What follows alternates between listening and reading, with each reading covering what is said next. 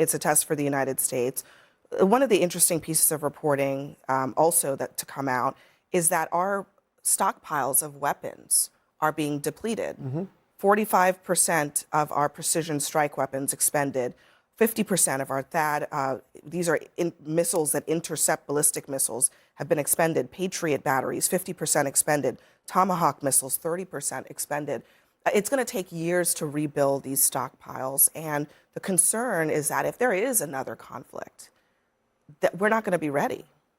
So that's the other thing that's on the horizon here for us. I think that it's a very rational concern because there might be a conflict in a completely different area of the world that we haven't even anticipated yet. We're worried about a peer conflict with China that we might not have enough weapons to support.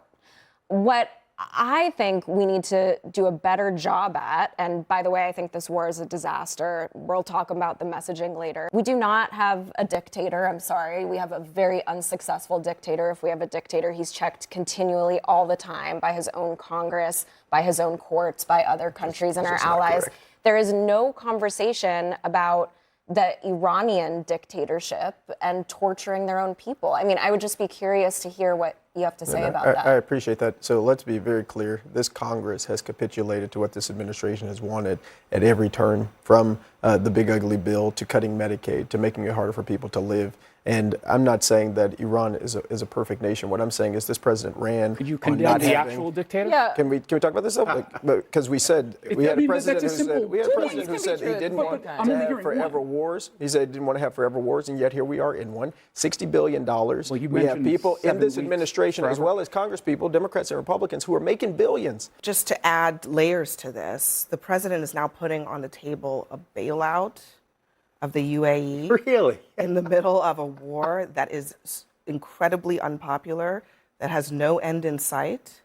How is that going to work for the American people? We don't know because we're preliminarily talking about this. It's not an official proposal. This is something that they're saying. Do you think it's a good idea for us to do? It could potentially be a good idea depending on how it actually works. To lend money to the UAE?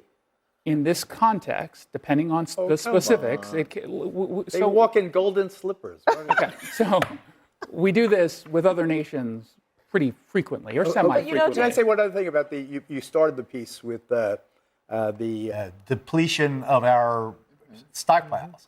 How do we know what the depletion of our stockpiles are? How is it that all of a sudden every news outlet in the country got the depletion of our stockpiles? Who benefits when there's fear over depletion of stockpiles? Right. Defense contractors benefit. In the same way, oil companies benefit when the price of oil goes up. You can't divorce yourself from the, everybody is not all, doobity-doo and rally behind the flag and bad guys, let's get the bad. There are those with self-serving, nefarious motivations.